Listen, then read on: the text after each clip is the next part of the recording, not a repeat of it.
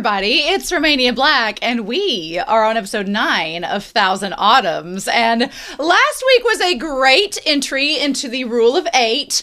It wasn't quite within the parameters normally, but I'll take it, and Shen Qiao went to a birthday party. It was amazing, got into a lot of kerfuffles with everybody involved. Yan Wushi was there, of course he is, because he's following Shen Qiao everywhere, and making sure he, is supported and all that good stuff. But yeah, so we're diving into episode 9. I'm pretty excited about it. We've got a few comments we need to get through before we get there.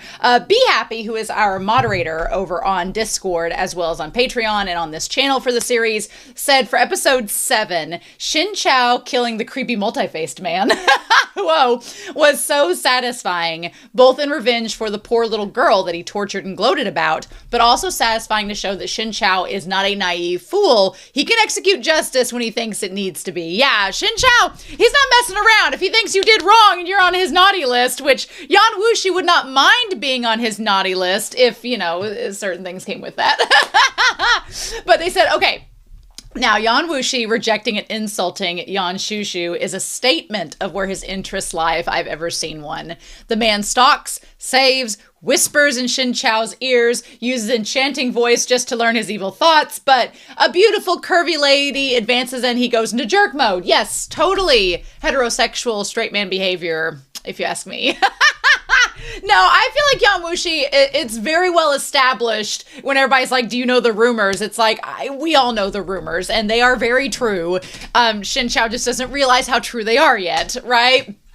Also, Be Happy said on the Discord that Yan Wushi wishes that he could push Shen Qiao's buttons just right, and maybe he's hoping to get a reaction. Be Happy, now these are Be Happy's own words, not mine. Be Happy in the Discord spoiler tagged it and said it was, and I can't believe I'm saying this phrase because this seems like not a phrase Romania Black would say, but spank bank material.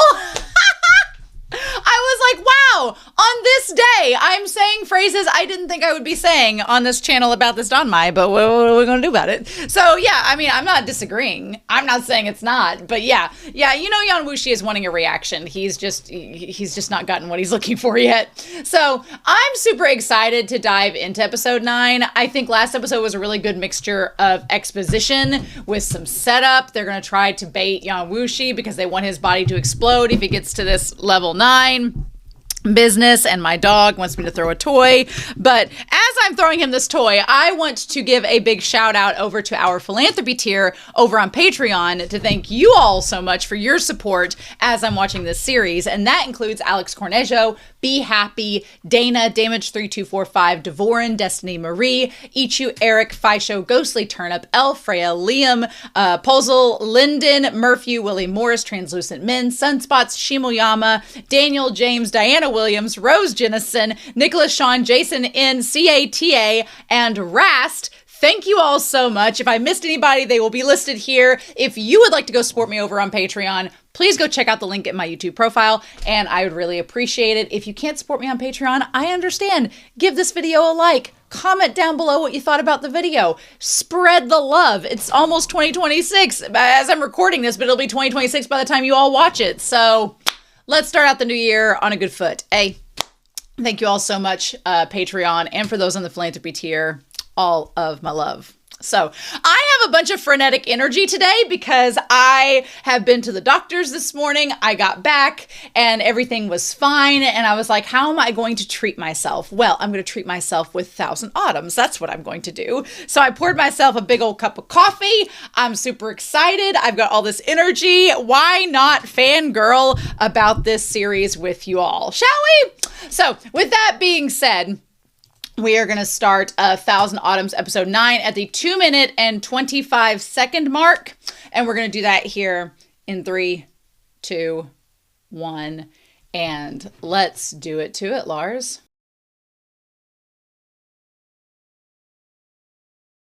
I got the same vibes from this episode as I did from episode 7, which is interesting. This definitely felt like an episode where there is a lot from the novel that has been either cut or condensed or shortened or moved or extrapolated for the sake of we only have 16 episodes to work with. We've got to make this a cohesive episode that ends on a somewhat cliffhanger. So let's go. So that's what it felt like. So again, I know there's been several people in the comments say we can't wait for you to get to the novel. I'm starting to see why you think that. Because yeah, it feels like the novel is going to be a lot more dense. Isn't this story like 5 novels long? I have the first one. Isn't it 5 long? It's a pretty long novel. It's probably going to take us like all year to get through, which is fine. I'm okay with that. But yeah, interesting. Okay. All right. So I feel like White Raccoon is going to be needed for this episode because we need to pick apart and dive into some things and talk about them. I feel like that's the first step here, Gare. So we go back to our recap of this last episode. This episode's called The Go Puzzle, which is honestly one of the more straightforward episodes. So we established from the last episode in the recap about Mama Sue. We had her on here, and she had ties where she wanted to be Hugh Lugu's student, and that didn't work out. And now his actual student, which is Duan, he has come back to try to get help from her and the Sue family in this quest to... it's kind of interesting because the whole quest, if we're going to talk about the whole mission here, the mission is to get the ring. The mission is to really get the ring. That's the one ring to rule them all, the one ring to bind them, right? And the ring, as of right now, belongs to Yan Wushi, which the only ones who know that are Yan Wushi and Kunye, who has likely told Duan. Duan probably knows. We're going to put like a little nose here. He probably knows by now, but we know Kunye is over here, and Kunye definitely knows because Yan Wushi basically like showed off in front of him all of it, so you know that he knows. But yeah, so they want to get the ring, but the little mirror that they're doing that everyone else thinks that it is about the celerity. Is about the celerity contents, which the celerity contents are still important. They do a good thing. They teach you all of these martial art skills and cultivating skills that you need to know. So it's important the celerity is mentioned and known, which right now we have Shen Qiao, and he knows 2 of the 5 books. So he's on track to be this walking celerity. Yan Wushi has the ring. This power couple has basically all the right pieces in play right now. They just don't both realize it necessarily. Or Yan Wushi realizes all of it, but Shen Qiao does not. So we set that up. And meanwhile, in the midst of all this, Kunye knows that Yan Wushi needs to go down. Our dude from last, Guang Lingsan from the last episode thinks that he's found a way that he can like hurt Yan Wushi. So it's all this setup and exposition going on, right? To get basically where we are now. So we start out the episode, again, this is why I'm like, we start out the episode just picking up where last episode left off, but I feel like we've missed some things. Like, so for example, we start out with Shen Qiao in this carriage. And the carriage ends up getting abducted by old Byron. And then also Shen Qiao is injured. He's coughing up blood from his last battle with Duan. So like you do. He's got that going on at the moment. I think one thing that's interesting is that Yan Wushi did actually kind of leave Shen Qiao for a while. He just trusted that he was going to be okay and left him. Was Yan Wushi healing himself because he might have injured himself during that last use of the Phoenix Descending? I don't know. Huckleberry, I'm not throwing that toy right now, so no. My poor dog wants me to play with him instead of talking about Thousand Autumns, and that's just going to have to wait. So anyway, we have Byron, and she has taken over the carriage. I just love her design. I love everything about her. I love her attitude. I love her voice actress. I love her like design and outfit. It all looks great. I also like the fact that she establishes that she she got the Carter way from the Sioux Manor. So basically, Shen Qiao took up the old Sioux. Actually, it was Ling Qingyu that told him to stay, but he took up the offer to stay with the Sioux family, and then from there, he ended up being carted back, and then along the way, Byron took over the carriage, is what seems to have happened in all of that. So, but Byron kind of saved herself, because at first she said she killed the driver Wei, and you could tell Shen Qiao was like, well, that won't work. And I feel like she kind of changed her mind and was like, oh, I didn't kill him. I just knocked him out and left him back at the manor, because I like that Shen Qiao says, you don't want to get on Yan Wushi's bad side. But honestly, Shen Qiao killed, Hyo Jing because he killed that girl. So really, it's not Yan Wushi we should be worried about. It's really, actually both of them. So yeah. So I just love Byron. She looks so good. She has an amazing, just her 3D model in this entire series is so good. I love it. So she says, oh, I actually just locked him out and left him at the Sioux Manor, so it's fine. And she just sneaks into his carriage.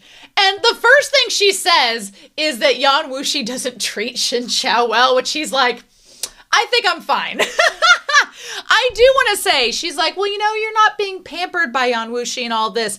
I feel like Yan Wushi does a lot behind the scenes for Shen Qiao that Shen Qiao may or may not know about, but he's doing a lot behind the scenes, and we, the audience, are becoming privy to it.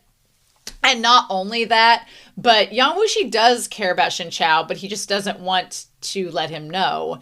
And she says he knows that you're weak now, and he asked a carter to follow you.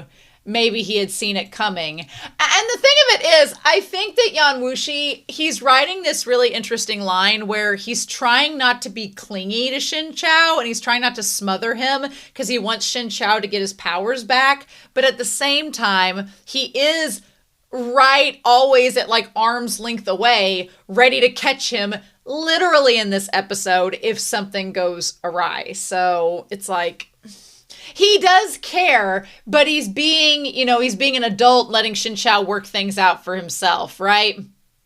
And Shen Qiao's like, you really don't have to roil the waters. What do you want? I love that everyone in this series that's from the evil gang, at some point or another, has to be on their side posing. It just has to happen. They really have no choice over whether or not it happens. They have to let it be, right? So then we get this battle, if you want to call it that, between Byron and him, saying that he was using this shadow move. And I mean, she forms this lotus seal from the HEADPHONE sect. Here's my question. Again, the one thing about this series, and we've kind of established it, and I've talked about the last couple episodes, where Shen Qiao can see blurry shapes and he can sense movements and patterns.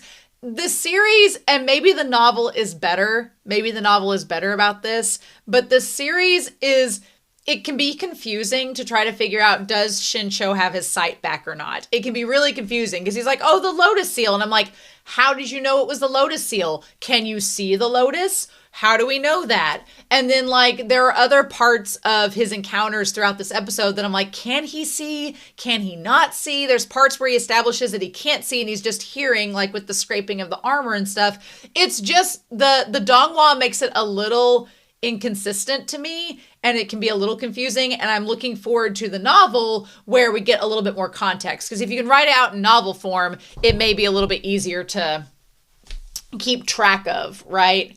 But I want to talk about this one scene. So when she fires this lotus seal at him, and then she does the one spell where she kind of locks him in place, and she like taps him, which makes him freeze. That expression that Shen Qiao gives her, the expression he gives her of, is like the most disgruntled expression we've seen so far. Like Shen Qiao does not like her invading his space. He does not like her invading his boundaries. He does not like this non-consensual touching she's doing upon him. At least in Yan Wushi's case, Yan Wushi has advances on Shen Qiao, and Yan Wushi is all up in his business, but Yan Wushi would never make Shen Qiao freeze so he could advance on him. He's like, no, I want your consent. I'm going to egg you on and tease you, but you can always pull back if you don't want me around, right? He's let Shen Qiao smack his hand away and push him away and back away all he wants. But he's never made Shen Qiao sit there and let Yan Wushi force himself upon Shen Qiao. That's just not how it's gone at all. And for Byron to do that, Shen Qiao does not. He's just not pleased at all. When she says this Taoist priest with a beautiful face, his glance at her, the side eye he gives her. My dogs are corgis that are famous for their side eyes, and not even in their lifetimes have they given a side eye as egregious as what he gives her in this moment. It's so good. And he's just like, that look on his face, like if looks could kill, basically. She's like, what can the people of the evil gang do?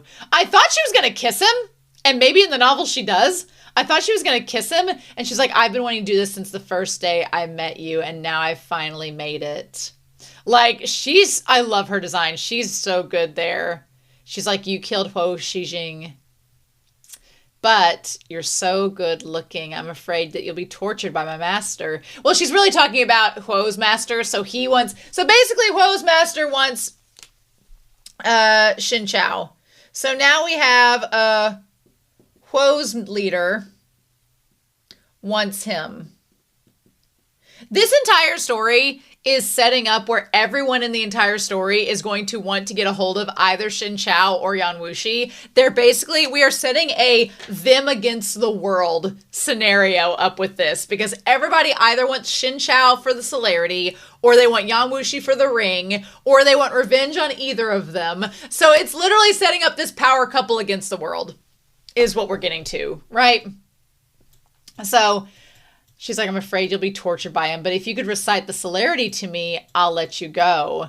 And her like pushing herself up against him, like Shen Qiao clenching his fists, like, I am not here for this lady being all up on me. It is giving me Juju with the teapot and the teacups and Yan Wushi a few episodes ago. It's giving that. I'm not mad at it. But yeah, she's like, what do you think? And he's like, I won't. She's like, then I'll have to hand you over to the Grandmaster. Song Jing Jing. So that her master and the leader is Song Jing Jing. Yeah, okay. Is him. And he wants Shen Qiao for himself for revenge for Huo. She's like, he's a lot more brutal. If you fell by his hands, I can't even imagine what would happen. And she's like, and I liked it. Shen Qiao is like, well, in that case, I'm just going to pull myself together. I'm not going to let y'all bully me, and I'm going to have to defend myself. So, also the fact that he knows shooting fingers. I love the fact that Shen Qiao has been around Yan Wushi enough to learn his signature move. I'm like, that's awesome. I love that. I'm not complaining about that. That part was really cool. I love that he's learned this move and it manages to like scare her off. Well, okay, so here's the other thing is that the horse becomes attached, and then again, Shen Qiao just jumping on the horse as it takes off. Could he see the horse? I guess he could hear and feel the horse and maybe sense its spiritual energy. I feel like, again, I think the novel will do a better job of making all of these things more clear, whereas the Donghua just assumes that you know and that you will find out if you're going to read the novel to double check everything. And it just makes some assumptions that I don't think we, the audience, are entirely privy for. So, yeah. And then she's like, oh, my dear horsey, this poor horse. I'm glad at least that the horse didn't die. I've seen way too many anime in Donghua where the horses have suffered a horrible fate.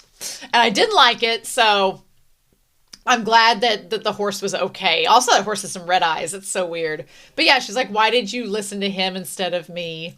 I'm like, well, bros before hoes, I guess. Or, you know, these horses ain't loyal, so He's like, well, we just fought, so why would I listen to you? And she's like, I love you with all of my heart. Why are you so cold to me? I feel like she does not actually love him. She's just saying it. And Shen Qiao's like, okay. It's very requited. Very unrequited.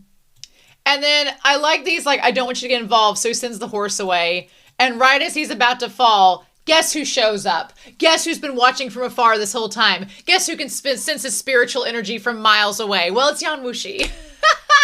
He shows up. Now, when he shows up, he grabs Shen Qiao, and Shen Qiao can barely see his face as he looks at him. And I'm like, okay, so he saw him for a moment. So his eyesight was coming back. He saw him for a moment. And then he wakes up. Or he has a dream where he's looking at the sunlight. And he believes it's his master calling him. Like his master, Liu Qingfei, is calling him. And so he hands him the Woe for All sword.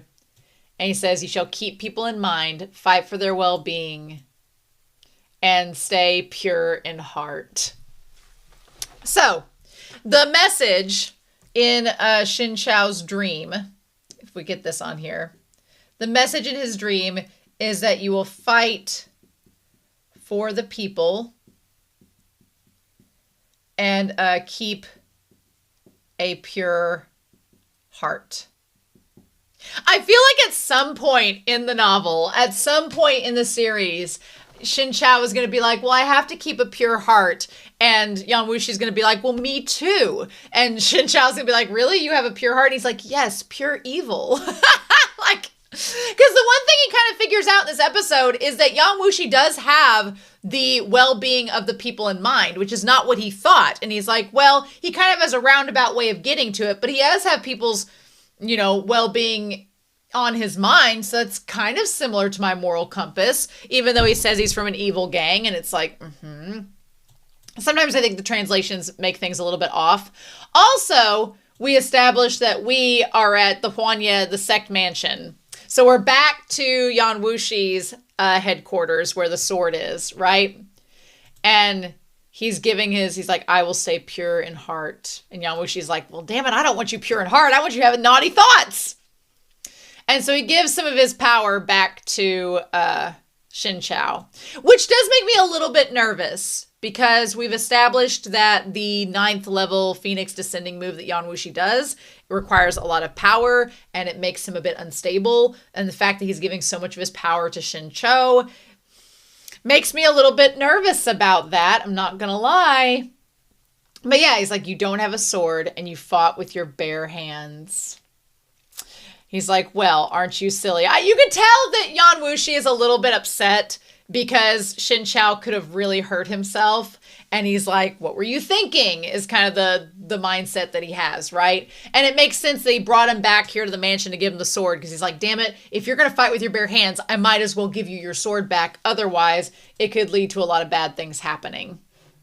So he tells him that he's like, even though you've gotten a large part of your powers back, he's like, if, your Taoist spirit was almost destroyed because of the injury and poison.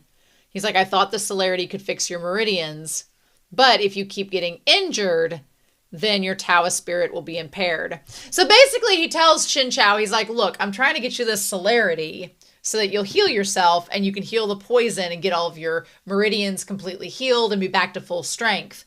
But the celerity that you have is not going to instantly regenerate you from damage. So if you keep getting damaged over and over again, it's kind of like a Pokemon that's not been sent to Nurse Jenny. If you keep on depleting the HP, eventually you're going to get knocked out and there's not going to be anything I can do about it. He's like, your Taoist spirit will be impaired, and over time, when it's totally damaged, even God won't be able to save you. If you can give it up and accept the evil spirit and practice the Phoenix descending, then all problems will be solved. Now, I think that there's kind of a couple things at play here. I always feel like Yan Wushi is testing Shen Qiao to be like, come to the dark side. We have cookies, like all the time. But I feel that in actuality, there's a part of me that feels like Yan Wushi kind of gets off on the idea of Shen Qiao rejecting him. I feel like there's a little bit of like some little masochism there where Yan Wushi kind of gets off on the idea that Shen Qiao's going to turn him down. Not turn him down too much. He doesn't want him to completely go away, but just push him away. Like Yan Wushi kind of likes it, right? He kind of likes the pain a little bit. It's kind of a kink that he has. Because I don't think he really wants Shen Qiao to reject and become part of the evil gang, because he has to be pure to be a vessel for the celerity. So I don't think he actually wants that, but I think that he does he's kind of already gotten phase 1 of what he wanted. He wanted Shen Qiao to leave Mount Zhandu and realize that wasn't a good place for him and those people have betrayed him, which has happened. Now, with the whole, you need to accept the evil path and all your problems will be solved, what he actually wants is for Shen Qiao to be healed. This is just his way of kind of projecting that wish in the form of something that Shen Qiao is going to reject.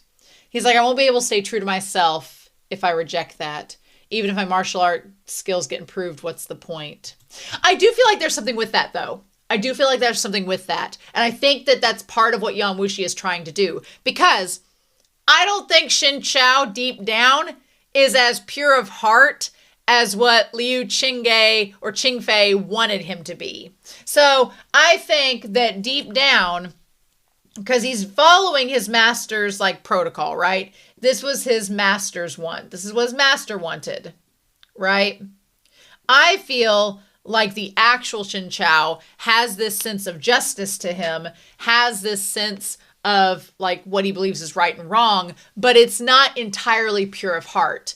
And so when Shen Qiao's like, I need to be true to myself, I'm like, well, right now you're really being true to your master's wishes. And I feel like Yan Wushi is trying to get Shen Qiao to realize what is your wishes. This is what your master wants. Here's what I want, but what do you want? And what you want is going to be the most important. So the question is that going to be more like Yan Wushi, more like his master, something different? I do disagree with Yan Wushi when he says all men are born evil. I disagree with that. He's definitely projecting some trauma of his own. And he's like, well, look at Qin Gong. You did so much for him. I'm like, why are we bringing Qin Gong up? Where's he been the last 4 episodes? We haven't seen him in a hot minute. He's like, in the end, he just dragged you down. He's like, isn't what he did out of staying true to himself? And poor Shen Qiao, he looks so sweet in that moment. He's like, well, he says, you stay true to your heart, but don't give up your principles. That's because you were not backed into a corner. So we're going to touch back on this here in a second with the Go competition. But Yan Wushi basically brings up this notion where he's like, look, you don't have to you can be all noble and say you're going to stick by your principles and have this pure heart. He's like, but that's because you've not been at the bottom of the barrel yet. You've not been at the lowest of lows backed in a corner where you've got this option or that option and neither are what you want to do. He's like, Qin Gong, his principles allowed him to make a decision that was selfish and was against you, but that was true to his principles. He's like, you've not been backed into a corner yet. What will happen? He's like, am I right? What will happen then? I really thought he was going to kiss him in that moment when they were face to face. He says, your body is injured, and when your Taoist spirits are destroyed and all your martial arts skills are gone, the martial arts circle will catch you and force you to recite the celerity, and by then, you would wish you were dead. I do respect that Yan Wushi is trying to tell Shen Qiao, be like, look, I know you want to stay pure of heart and all that, but you need to heal yourself and be thinking about that, because if this goody two-shoes act doesn't go the way you want to, it's going to involve you getting tortured. And he's like, I don't want that to happen, but you're a grown man. I can't just, I could stop you, but that wouldn't be right. And Shen Qiao's like, well, it's my own choice. And he's like, thank you for your concerns. And I love that Yan Wushi just laughs. He's like, psh. He's like, you have no idea how concerned I am for you, even though he's trying to pass off that he's not. So yeah, he's like, let's just wait and see what happens. And so that's when Yan Wushi is all about a task. He's all about a quest. He's all about an invitation. But he gives Shen Qiao his sword back. The moment that he catches it and realizes what it is, he looks like a kid that was given a puppy for Christmas. It's just Shen Qiao's expression is so sweet. He's like the sword of woe for all. And I love that Yan Wushi's just like, he's like, you don't have to fight with your bare hands, damn it. He's like, if I leave you alone, you're just going to end up fighting with your bare hands. Like, how dare you? Like, which his bamboo staff was broken. They had to get him a new one.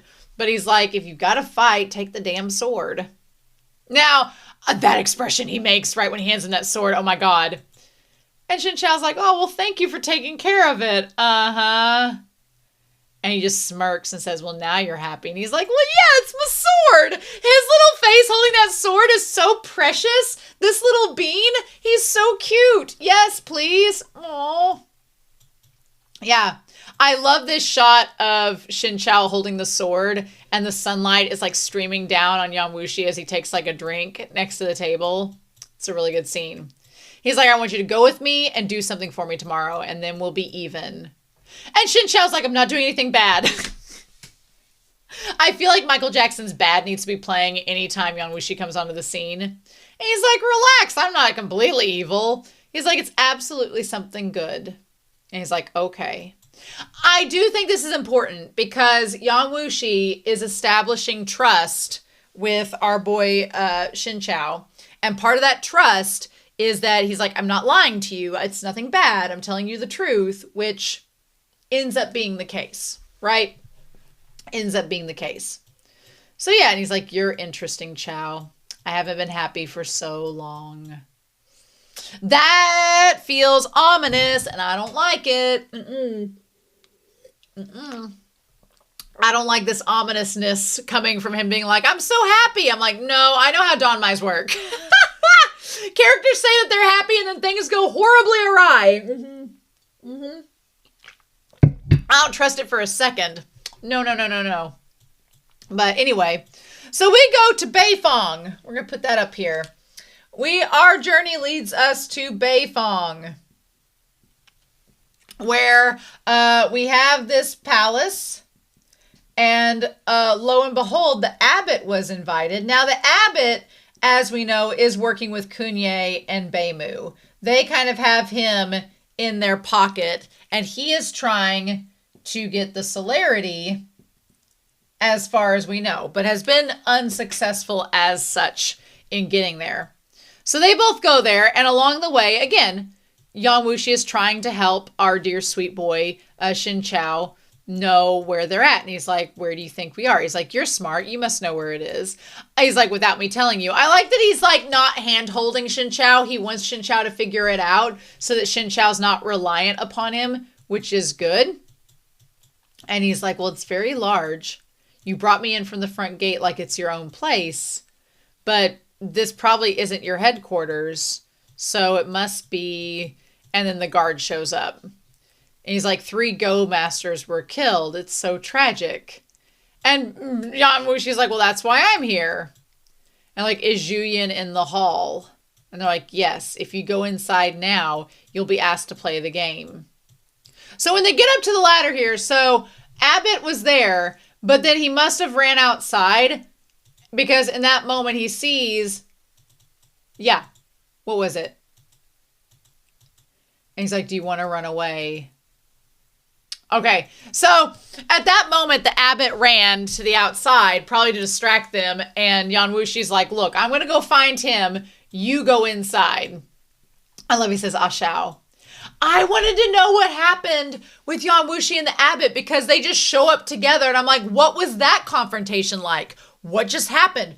What did I miss? And so I don't know if the novel will give us any of that, but I'm like, I want to know. Ha! Because there was a moment where we got some internal monologue. We're going to talk about that. But Shen Qiao gets knocked inside. And he's like, wow, Yan Wushi really is like in a mood today. He's very moody and capricious. Which capricious means you can't have, he's like, he has a really unaccountable change of mood. You just don't know what his mood's going to be. So, but of course, you know, Yan Wushi was actually probably protecting Shen Qiao. Let's be real. So he goes up to this Go table. I kind of liked this. I liked the setup of having the guy playing Go on one side and Shen Qiao playing Go over here. And they were actually being reenacted with actual soldiers. That was really cool. I liked that. It's like a living game of chess.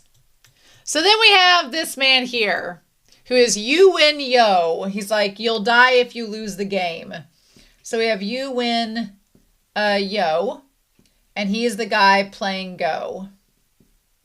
He's also the leader, I'm guessing, of Beifong, right? Did my notes account for that?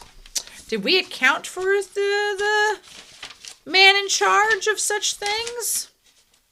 I want to go back to the beginning of my notes and check what we had here. We had the abbot, we have Ruyan, which we're about to meet Ruyan in this, and Yi Bishan. Yi Bishan is the guy that is the master to the master of Li Qingyu, right? That's Bishan's like disciple.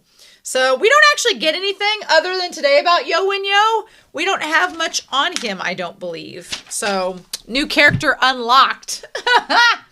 But yeah, so they play the game of Go. I love the moment that Shen Qiao is like, I'm a white piece, and goes and plays in the middle of it. That was so freaking cool. I loved that. I love that, again, Shen Qiao is establishing something where he's establishing that he will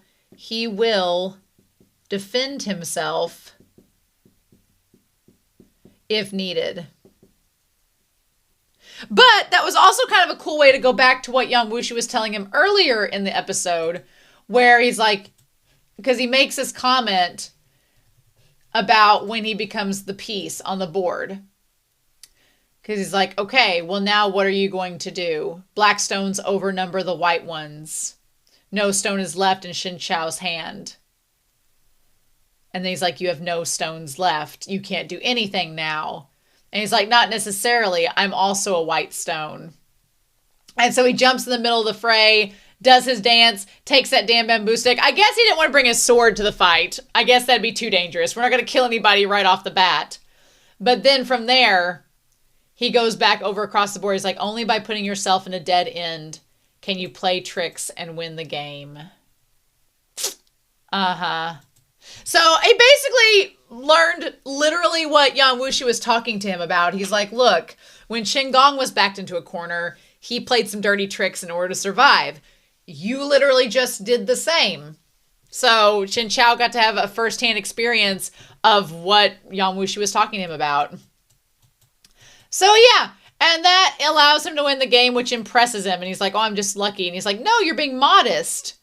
Your Majesty made it into the last stone, so you're second to none. He's like, I just went with the flow. So he's like, how'd you come up with such a smart move? And Shen Qiao, at that point, is interrupted by Yan Wushi and the abbot. Well, right before he gets interrupted, he says the Go is about the vertical, means uniting the weak against the strong. And the horizontal is promoting the strong attack against the weak. It's a deadlock. Either you go vertical or horizontal. There are loopholes. Only a spot where I put the stone was the one that would be able to win. He's like, go both ends with one stone. He's like, you solved the Go puzzle by applying, and you've won my admiration. So Shen Qiao's like, look, I'm just this guy from Mount Zhandu. And he's like, from what I saw today, he's like, what does he tell him there? I want to go back to that, these captions. And he's like, well, thank you for the compliment, but Your Majesty, what's troubling you is not the Go puzzle, but the whole situation. And he's like, yes! He's like, how did you know? And Shen Qiao's like, well, we were invited here to talk about something beyond just a Go game. He's like, your demeanor is admirable. Well, I mean, are we surprised that someone else instantly finds Shen Qiao attractive? Are we surprised? And so he says he'll help you rebuild Mount Zhandu in my kingdom. So he basically offers, well, he doesn't offer to rebuild Mount Zhandu, but he's like, I would give you a place here in the middle of Beifong if you wanted. If you wanted to be... Basically what he's doing is, wasn't Beifong the one looking for a new Taoist priest? Weren't they the ones, and the abbot was wanting to have it? Wasn't that right? Isn't that what was going on? I want to look back real quick. Because there was this whole issue. Yes, Beifong. Okay, so in a previous episode, I'm going back on my notes here. We had that Beifong, the two clans, Huanya and Heihuan, were supposedly, this is what Juju was promoting to Yan Wushi, for them to team up and talk them out of the war and persuade the Emperor of Nanya, which I'm assuming this is the Emperor of Nanya. I'm assuming that's what Yo is. And so Beifong also is tied to Mrs. Su's birthday and all of that. I was trying to see if there's a whole thing with UI. UI had bet against Li Qingyu by a hair and one. Okay, no, this is a different thing about where UI is attending. Okay, but Shen Qiao was like, we should choose good. That's when he was having the good or evil on instinct. They were talking about giving Beifong the land north of them. Okay, so this guy is who Juju was talking about, and Yan Wushi kind of beat her to the punch, basically. But he offers to give Shen Qiao a place to restart his own manor. He's like, I'm not competing for fame or money. I'm not virtuous enough. I'm afraid I'll let you down. And that's when the abbot shows up. Okay. So again, they walk in just like it's nothing. I'm like, you two hated each other like 3 episodes ago. What happened out there? I need to know. And he's like, well, Chief Shen solved the Go puzzle. He's so impressed. And that's when Yan Wushi starts his political campaign, saying the world is in chaos. Beifong is right in the center of it. If we seek alliance with other kingdoms, Beimu would be our inner enemy. But if we cooperate with Beimu, we're worried about its ambitions. So, Yan Wushi sets this up that if we go with Beimu, he's kind of like, can we trust them? He's like, what about the future? He's like, what about the future? If we go with Beimu, sure, it might benefit us now, but down the road, are they going to betray us, or what will happen to us in the future? Or we can team up against Beimu and maintain, no worries about what could happen in the future. It might be a harder struggle, might be a longer battle, but we won't have to worry about Beimu down the road if we team up against them. Is kind of what Yan Wushi is proposing and setting up. If we took the move just like Qiao did, Beifong will have the initiative. We can either seek the vertical or horizontal alliance to realize unification for the interests of the people. And he's like, well, yes! He's like, that's exactly what Shen Qiao was saying. And that's when the abbot interrupts and he's like, Go was just a game for mind cultivation. We should be discreet about our decisions. And this guy's like, are you saying I'm just playing a game? Like, I love that Yan Wushi twisted it with like using Shen Qiao without Shen Qiao realizing it to make this guy realize that the abbot is the one being kind of underhanded. And then Yan Wushi's like, are you saying His Majesty just indulges in games? Like, Yan Wushi is not afraid to go that petty route. I love it. Wasn't it you who brought the Go game? He's like, what are you trying to say? If Shen Qiao didn't solve it, His Majesty may have gotten caught in this game set up by you. The abbot, you could just see the abbot seething. He is seething about Yan Wushi. He is so pissed because his plan has gone up in smoke thanks to Yan Wushi. Like Yan Wushi is making all the enemies. Nobody likes him. All the enemies Yan Wushi has. I don't think Yan Wushi cares, but he is making no friends in all of this. That's why everybody's appalled that Shen Qiao is with him. He's like, in the future, I don't want to see such time-wasting games. The way they animate the abbot looking so pissed. That was one of my favorite parts of this episode. Crazy. And Yan Wushi's just like, that's right. Like, he's so proud in that moment. Oh my God. He's like, I'll take the advice of the junior preceptor to ally with the kingdom of Dong Kong and send Yu Wen Qing. So we got this idea. We're going to ally. So now Beifong is going to ally with Dong Kong and send Yu Wen Qing as an envoy. Yu Wen Qing as an envoy to ally with the forces of the Central Plains. Okay, to ally with the Central Plains.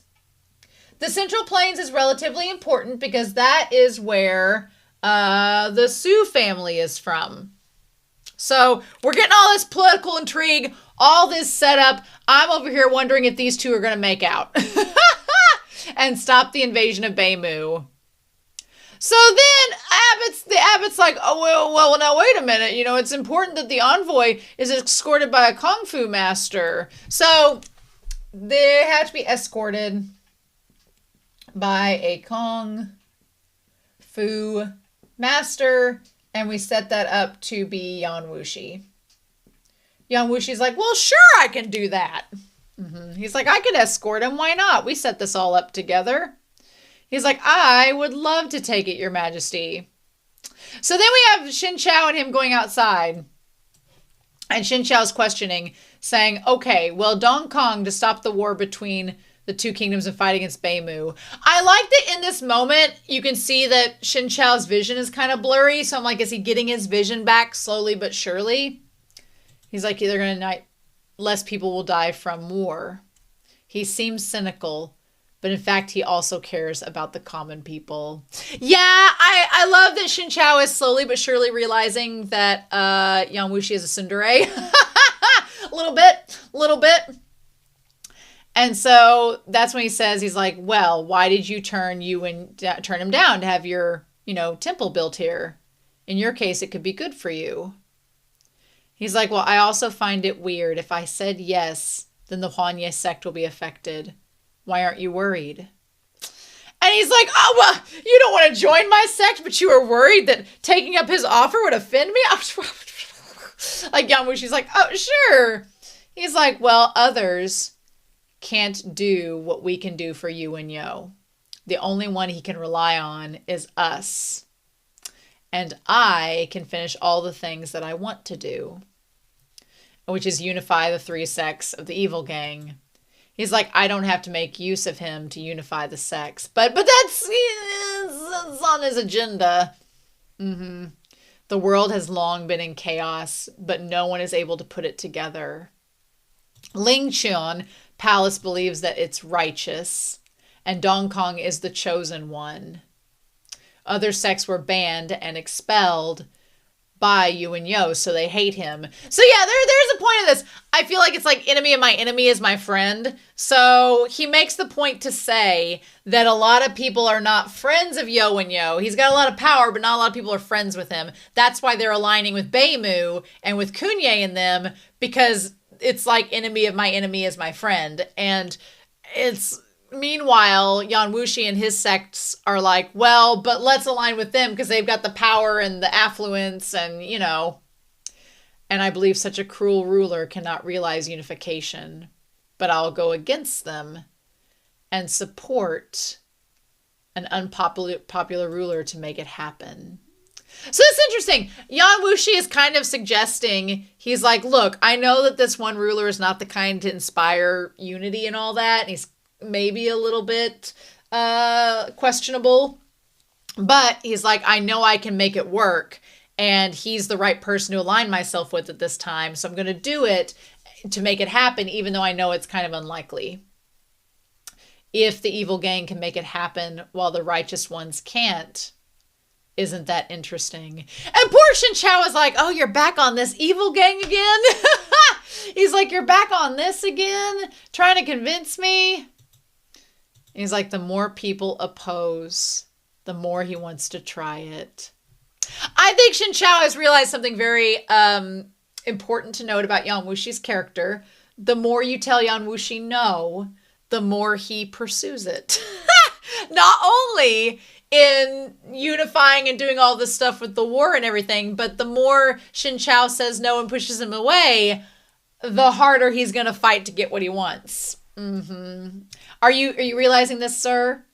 He's so arbitrary and capricious. He makes people angry, but at wit's end.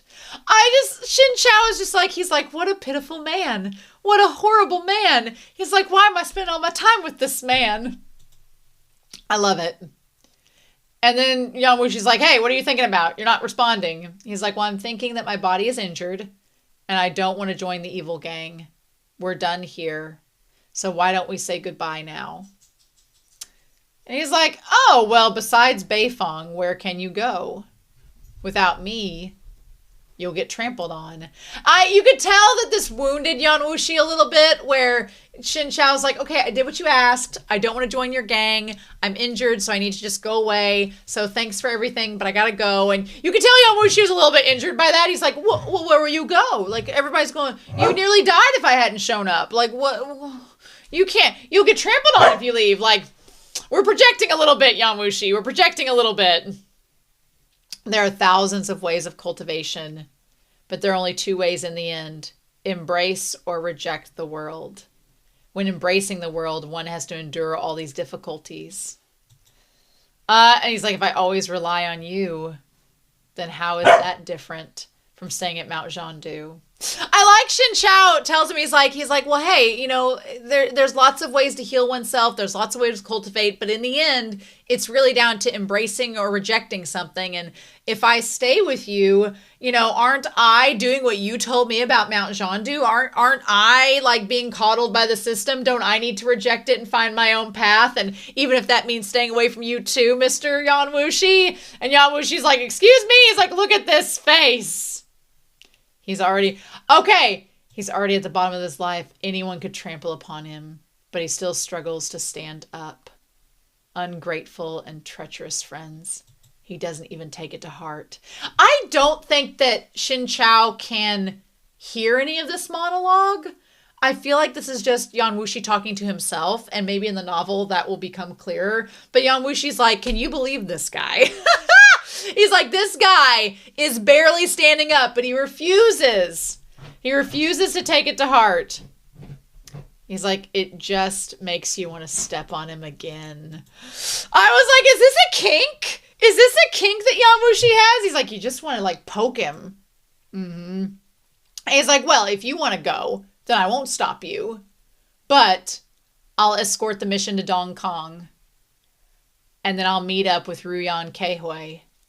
He's the leader of a sect and a top 3 Kung Fu master. Don't you want to see the fight between us? I love that. Yeah. So Yan Wushi's sitting there being like, damn, he's one of those people that you just want to watch struggle because you know he's going to stand up and defend himself and he's going to rise above the challenge. He's like, it just makes you want to keep challenging him. And I'm like, yes, kink activated. So he's like, okay, fine. I'll let you go. But, you know, I'm going to be meeting one of the top Kung Fu masters. You know, that guy you fought, it's his master. Don't you want to see what that's going to be like? Don't you want to watch that fight between us? Aren't you curious to watch two guys fight? Aren't you curious, Shen Qiao? And Shen Qiao's like, well, I love the way they animate his brow being like, I didn't really want to go watch a fight, but I guess. You're not sneaky, Yan Wushi. You're not sneaky. Speaking of not sneaky, meanwhile, Lingchuan Palace, who is described as the palace that believes they're very righteous, which does match the description of those disciples earlier. Maybe Shen Qiao will go and get painted by old Jean. Maybe he'll go get painted by him.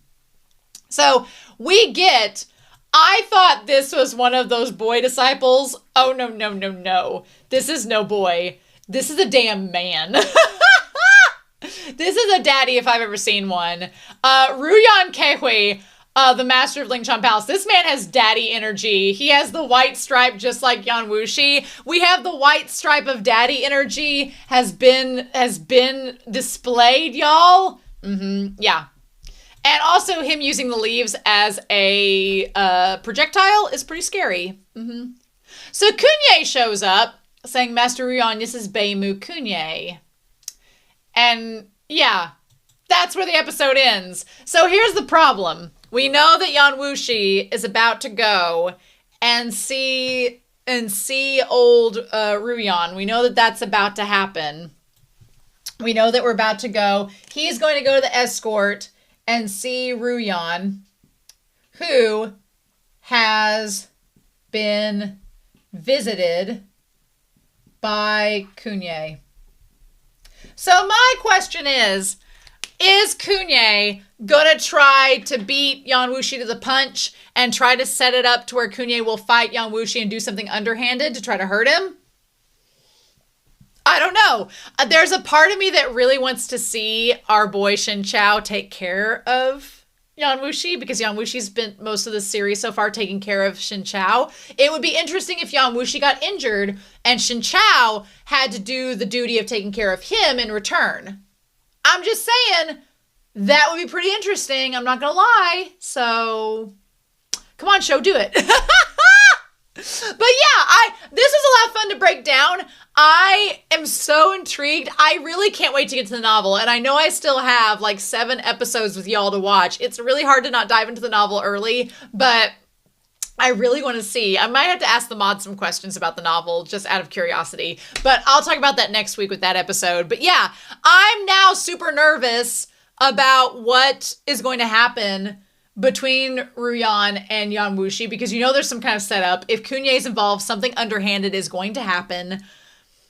I might not be able to wait until I watch episode 10. That might need to happen before I get to the comments. I'm just saying. But I still want to see your comments. I would love to know what you have to say about the series, about this episode. I'm so excited for the novel. I hope you all are as well. But I hope you enjoyed this. I feel like this discussion and my energy was all over the place this week, but it's just, I have this frantic energy of wanting to get to the novel, and I'm going to try to tone it down for next week with episode 10 and get back on track. So in the meantime, I hope you all have a wonderful week. Please stay safe, take care, and yeah, I'll be back very soon with more of 1000 Autumns, and I'll see you then.